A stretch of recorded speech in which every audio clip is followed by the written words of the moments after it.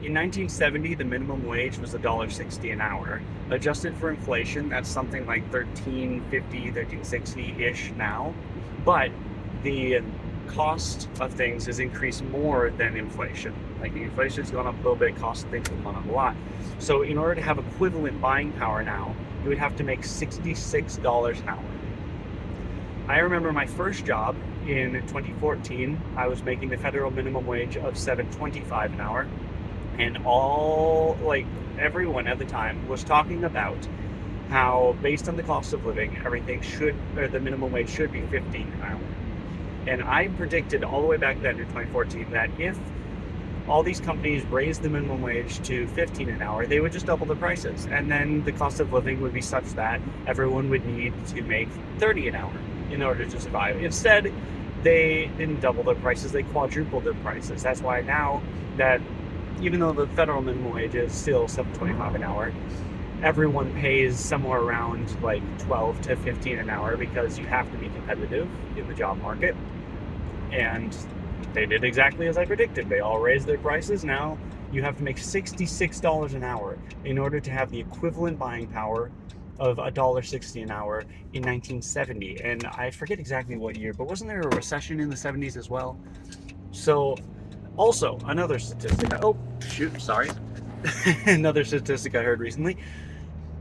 In the height of the Great Depression, the median cost of a home was 18% of the median income. Now, it's 34%. In every measurable way, this is quite possibly the worst economy ever? Question mark. For example, everything I've said so far, that I'm like fairly confident in, at least I like really trust the sources that I was seeing. But then this next thing, I may have the details slightly off, but the general gist is still valid. In the medieval times, literal medieval peasants worked half the year and half time, maybe 20 hours a week, at a leisurely pace. Yes, they had like no health care and like low living standards and whatever, but yet from 20 hours a week, part-time, like just seasonal work in the summer, you could afford a fucking family of 14 with your own land and your own livestock and whatever, and have like a farm. And yes, it was a grueling, awful lifestyle of working your ass off every day, but also like, no, it's chill because we hadn't completely raped the planet. There was still plenty of wildlife. There's plenty of areas to go forage, to go hunt. And supposedly, this is the part I'm a little skeptical of. I would want to triple check sources before I would put weight on this, but supposedly it was very normal for everyone to go on like a 2-3 month vacation, like a pilgrimage where you would go on foot a long distance to go see the Holy Land or whatever. In order to do that, you would have to make millions a year in order to have such a leisurely lifestyle, afford tons of acres of land.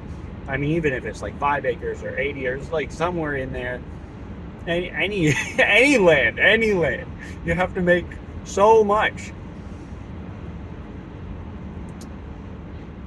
I have so many theories on how we ended up in this situation, but I think all of them can be summarized by focus on your needs, not your wants. I understand that our wants, our technological luxuries, are becoming an increasingly small percentage of our expenses. Like, we have such insanely good entertainment at such insanely low prices that it actually is reasonable to like have a cell phone or have a smart. What is happening? Why is the road? Hold on 1 second here. Everyone likes to complain about the young kids with their smartphones and their avocado toast and whatever the hell. And like, yes, skimp, save money every way that you can. But also, these things are relatively such a low percentage of our expenses that it really does not make that big of an impact. It is the big things, the housing, the healthcare, the utilities, the food.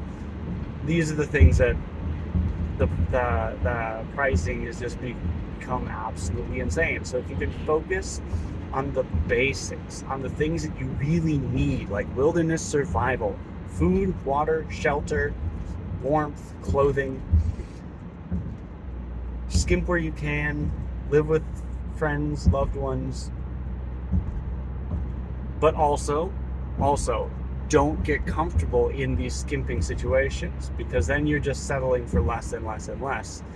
Use that as a way to save up, as a way to build a situation in which you can no longer need to live like that, whether that be starting a farm. Everything is supply and demand. If housing is expensive, there is too much demand and not enough supply. It's simple as that. If food is too expensive, there is too much demand and not enough supply. Grow your own food, even if it's just like a small little planter of lettuce or tomatoes, something. Every little penny counts. If you stop and pick up a penny from a parking lot and it takes you 1 second to do it, that's $36 an hour you're making right there, which is still, shockingly, not enough to live a reasonable lifestyle. But even still, it's more than double what you're going to find for any entry-level job. So every penny counts. Every single way in which you can take responsibility for your situation counts. The hard part, in my opinion, is not getting too comfortable, partially because of the insanely good entertainment that we have. It's easy to be content with less. It's pretty incredible what humans can endure and be okay. Yeah, that's a nice way to end this video. We'll be okay. What the hell is going on here? Why is everyone driving insane? Like this van just like veered off into my side of the road and was about to end up in the ditch on the opposite end of the road of where you're supposed to be. Get off your goddamn phones, people. Focus on what really matters, the tangible shit that actually makes a difference in your lives. That includes me.